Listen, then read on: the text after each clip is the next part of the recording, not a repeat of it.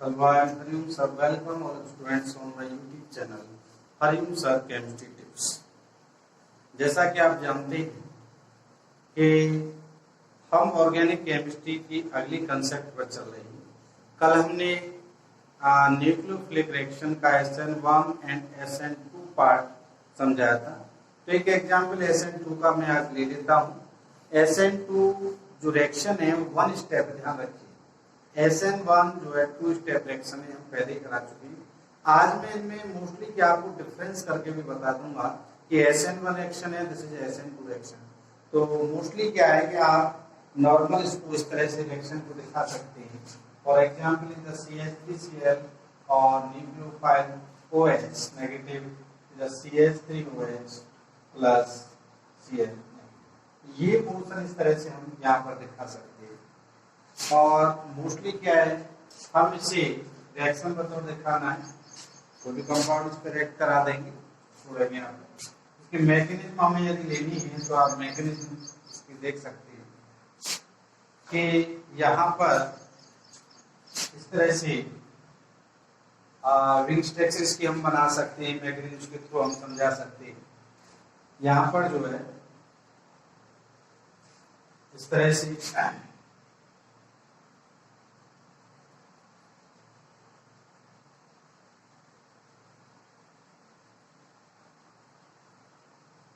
ऐसे, और आपके जो है यहाँ इस तरह से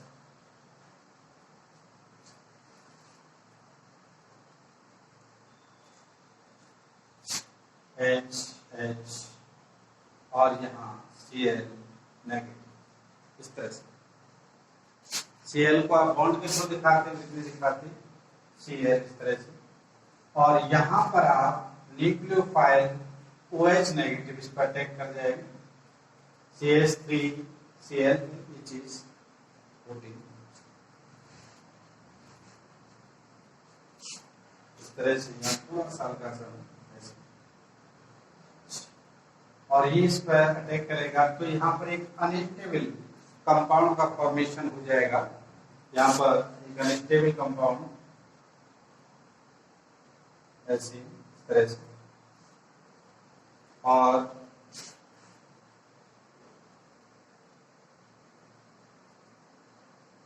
ऐसे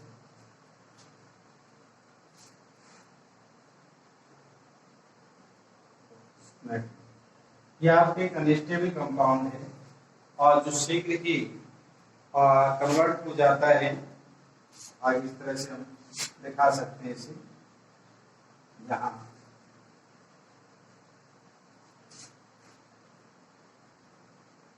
H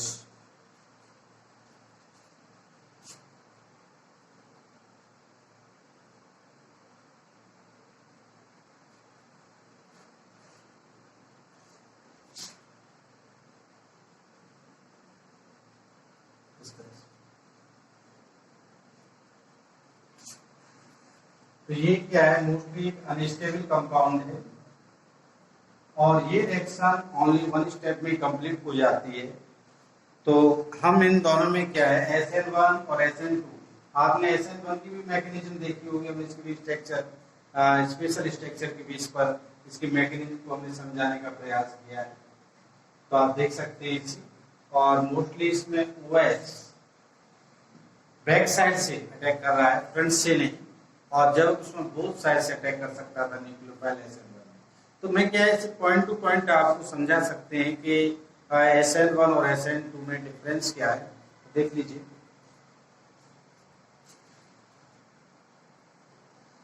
आप डिफरेंस भी इसमें कर सकते हैं। मोस्टली क्या है, हमें डिफरेंस बहुत जरूरी है। SN1 इम्पोर्टेंट है।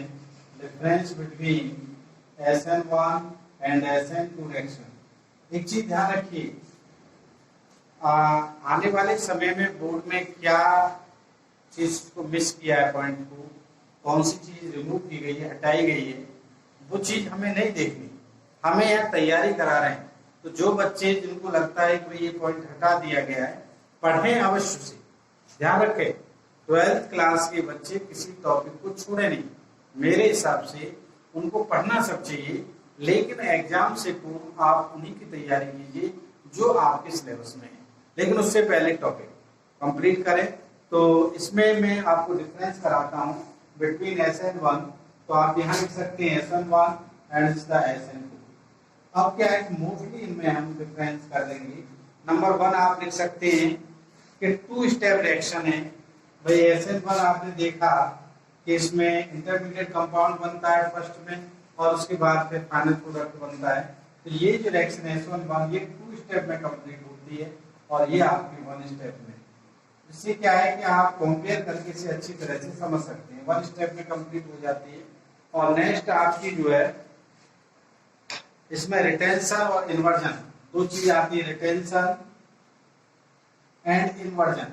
ध्यान रखिए, इसमें रिटेंशन और इन्वर्जन, यानी फ्रंट से भी वो न्यूक्लियोफाइल अटैक कर सकता है और बैक से भी न्यूक्लियोफाइल अटैक कर सकता है। और आपने देखा होगा इसमें only inversion occurs, only inversion occurs, केवल इन्वर्जन ही प्रोसीजर्स में होती है। ठीक है, SN2 में। इसी प्रकार इंटरमीडिएट फॉर्म, इसमें फॉर्म होती है SN में, आपने देखा होगा मैकेनिज्म में, आप पार्ट 4 में देख लें। इंटरमीडिएट फॉर्म जो है इसमें मिलती है, और इसमें मोस्टली क्या है, कैटायन का फॉर्मेशन होता है। जब इसमें इंटरमीडिएट फॉर्म नहीं मिलती, ध्यान रखिए आप, तो आप यहाँ लिख सकते हैं फॉर्म में नो इंटरमीडिएट फॉर्म। क्लियर हो गया। अब आगे आप देखेंगे इसमें इसकी जो रिएक्शन है, reaction depend on stability of carbocation. ध्यान रखिए, जो रिएक्शन डिपेंड करती है स्टेबिलिटी ऑफ कार्बोकैटायन पर SN1 में। और जो आपकी ये हमने आपको बताया था कि जो इसकी रिएक्शन है डिपेंड करते हैं हिंड्रेंस, यानी गैदरिंग वाला केस हिंड्रेंस, जहां मोस्टली ग्रुप ऐड होते हैं, हिंड्रेंस का केस होता है। और लास्ट में हमने आपको बताया था जैसे यूनिमॉलिक्यूलर, और जैसे बाइमॉलिक्यूलर। तो हम क्या है, कंपेयर से किसी चीज को बहुत अच्छी तरह से याद कर सकते हैं और एक लॉन्ग टाइम तक उसकी कंसेप्ट अपने माइंड में बना सकते हैं। तो आप इनकी रिएक्शन की और प्रैक्टिस करें, लेकिन कोर्स मैंने आपको बताया था कि काफी रिएक्शंस हैं, इस बेस पर हमें कंप्लीट कराना है। तो ये आपकी रिएक्शन न्यूक्लियोफिल कंप्लीट हो चुकी। अब बात करते हैं, देख लीजिए एलिमिनेशन रिएक्शन। अगला जो टॉपिक है आपका, ये पॉइंट आ चुके हैं, ध्यान रखिए। ये हमने SN1 और SN2 में जो आपको लिखवाए हैं, तो उन्हीं के बेस पर आप डिफरेंस कर सकते हैं। ठीक है, SN1 में जो टॉपिक आए हैं आप उसी के बेस पर कर सकते हैं। चाहे तो आप मोस्टली इसको लिख सकते हैं, या मैं समझा रहा हूं आपको कि SN1 में मेन इंपोर्टेंट पॉइंट आपको नोट कराए थे। SN2 में मैं आपको यहाँ रियल बताता हूँ पॉइंट। फर्स्ट क्या है कि ये रिएक्शन ओनली 1 स्टेप में कंप्लीट होती है, फर्स्ट पॉइंट। सेकंड क्या होता है, इसे बाइमॉलिक्यूलर के नाम से जाना जाता है। थर्ड पॉइंट, इसकी जो रिएक्शन की जो स्टेबिलिटी है वो हिंड्रेंस पर डिपेंड करती है। और नेक्स्ट पॉइंट जो आपका आता है कि इसमें केवल इन्वर्जन अकर्स होता है, रिटेंशन नहीं। जो न्यूक्लियोफाइल अटैक करता है, यानी वो बैक और फ्रंट वाला केस दोनों नहीं होते, इसमें ओनली इन्वर्जन कंप्लीट होता है। इसके अलावा आप आ जाइए आगे, एलिमिनेशन रिएक्शन। अगली रिएक्शन हम प्रॉपर्टीज को पढ़ते हैं, एलिमिनेशन रिएक्शन। देखिए, हमें हेलोएल्केन में क्या करना है, शुरू में इसकी रिएक्शन की कंसेप्ट को समझना है। एलिमिनेशन रिएक्शन इसमें क्या होता है, इसमें समझिए आप।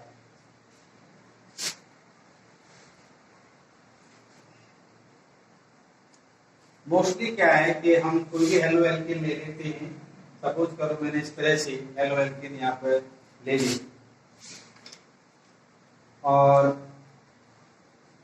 कोई भी कार्बन वाले 4 कार्बन ले लें हम, चलो 4 कार्बन ले लिया, इसे आप ऐड कर देंगे CH3 हो जाएगा, CH2 और लास्ट पर CH2 Cl आपका यहाँ पर CH3 कर देता हूँ, यहीं पर कहीं मान लीजिए मैं Br या Cl कोई भी हेलोजन ग्रुप अटैच कर देते हैं, तो ये आपकी हेलो एल्केन बनी हुई है और इस पर हमें रिएक्शन करानी है एल्कोहलिक QH की, ध्यान रखना एल्कोहलिक QH की रिएक्शन। एक दिन हम इस एल्कोहलिक और एक्वायस के विषय में बताया भी था आपको। एक्वायस में मोस्टली क्या होता है, OH आयन पाए जाते हैं। एक्वायस क्या होता है, वाटर में डिसॉल्व होता है, तो उसमें OH आयन काफी मात्रा में होते हैं, इसीलिए जिस रिएक्टेंट पर ये रिएक्शन करता है वहां OH ऐड होता है इन द प्रेजेंस ऑफ या in the rate of QH aqueous. Alcohol में क्या होता है, एल्कोहल में OH की डेफिशिएंसी होती है, इसीलिए क्या करता है उसको ग्रुप को आउट कर देता है और ये कन्वर्ट हो जाता है न्यू कंपाउंड फॉर्मेशन में, और ये आपका प्रोसीजर बनता है एलिमिनेशन का। इसमें 2 प्रोडक्ट मोस्टली बनते हैं, देखिए आप 2 प्रोडक्ट इसमें मोस्टली बनेंगे, इसका हमें विशेष ध्यान रखना।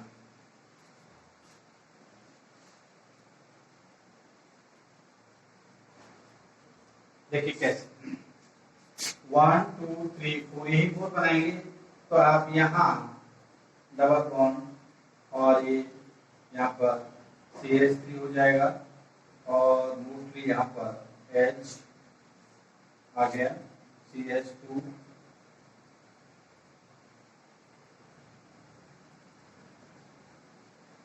और ये आपका CH3 चीज बन गया। देखिए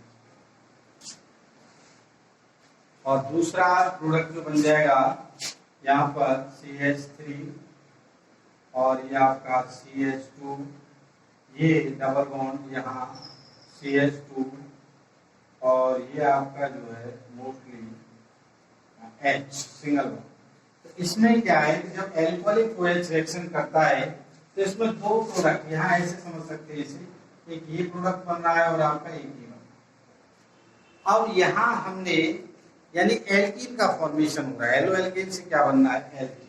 देखिए अब इसमें क्या है कि मोस्टली जो एल्कीन बन रहा है, एल्केन से एल्कीन, ध्यान रखिए elimination reaction the opposite of addition reaction. Addition reaction या कॉम्बिनेशन रिएक्शन में क्या होता है कि डबल बॉन्ड से सिंगल बॉन्ड कंपाउंड बनता है, एलिमिनेशन जस्ट अपोजिट, यानी इसमें सिंगल बॉन्ड से डबल बॉन्ड वाला कंपाउंड फॉर्मेशन होगा जो आप देख रहे हैं। लेकिन इसमें मेजर प्रोडक्ट कौन सा है और माइनर प्रोडक्ट कौन सा है, हम जब केमिस्ट्री की सिस्टम नहीं जानते हैं, केमिस्ट्री के रूल्स रेगुलेशन की नॉलेज नहीं होती, तो हम दोनों ही चीजों में कंफ्यूज रहते हैं। लेकिन यहाँ दिस इज माइनर प्रोडक्ट और दिस इज मेजर प्रोडक्ट। अब बात ये आती है सर ये कैसे, ये मेजर प्रोडक्ट क्यों है, यानी इसे मान लीजिए ये बनता है 81% और इसके चांस 19% रहते हैं, ऐसा क्यों? तो हमें थोड़ा सा फिर रूल्स में जाना पड़ता है, देख लीजिए अच्छी तरह से। इसके लिए हमें हल्का सा एक रूल्स होता है, सेट-जैप रूल्स। सेट-जैप रूल्स, ये रूल्स हमें क्या बताता है, अकॉर्डिंग टू सेट-जैप रूल्स हमें क्या बताता है, इसकी प्रोसीजर यदि हमारी समझ में आ जाती है, जिस प्रकार हमने एक रिएक्शन में मार्कोनी कर्व्स पर 2 कंपाउंड की जो पॉसिबिलिटी देखी थी मेजर और माइनर, तो हम मार्कोनी कर्व्स ने उस कंसेप्ट को दूर किया था।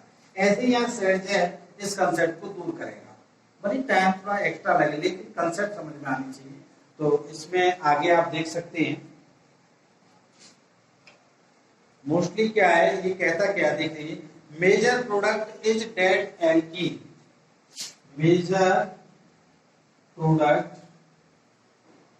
Is dead alkene, major product is that alkene which has the greater number of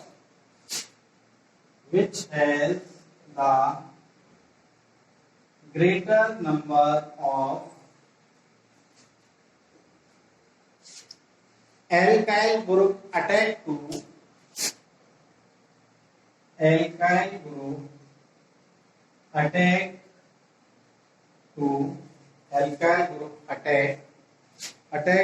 double bond carbon, attached to double bond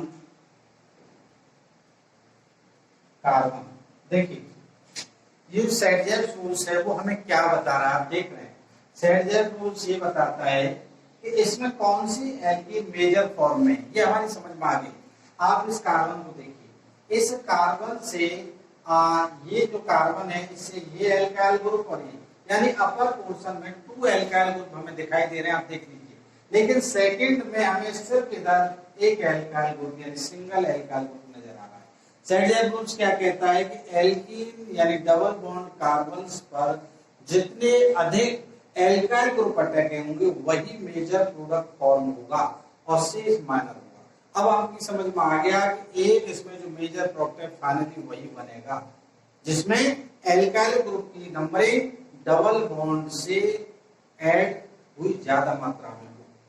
यही आपका सेडजर रूल्स। देखिए बात क्लियर हो गई। सेडजर रूल्स क्या है कि एल्काइल ग्रुप जहां हम देख रहे हैं 2 एल्काइल ग्रुप, यहां ओनली 1 एल्काइल ग्रुप, इसलिए the minor product is the major product.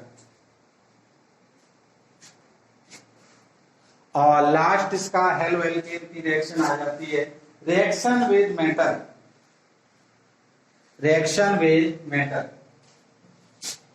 Last point इसका, तो अगला पॉइंट रिएक्शन विद मेटल। तो कोई भी रिएक्शन करा दीजिए, बहुत इंपोर्टेंट रिएक्शन भी है। एक वुड्स रिएक्शन के नाम से नेम रिएक्शन है, नाम से इसे जाना जाता है। RH लेते हैं प्लस मेटल, हमने सोडियम ले लिया। In the presence of dry ether में हमें यहाँ पर RR या RR-R लिख सकते हैं, या मोस्टली क्या है यहाँ पर प्लस NaOH। बैलेंस के लिए हम यहाँ से दिखा देते हैं इस तरह से, या आपकी गुड सिलेक्शन होगी। पर्सनल एग्जाम्पल ले सकते हैं, सपोज करो 2CH3Cl plus 2Na in the presence of dry ether to form CH3 single bond CH3 plus NaCl। तो ये हमारी बोर्ड सिलेक्शन है।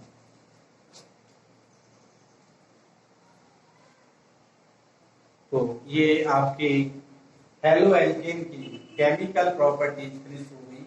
कल नेक्स्ट वीडियो में पार्ट 6 में हम लेकर आएंगे हेलो एलिन्स की केमिकल प्रॉपर्टीज, और फिर आपका ये कंपाउंड यूनिट खत्म होगा और फिर इससे आगे आएगा एल्कोहल, एथर और फिनोल।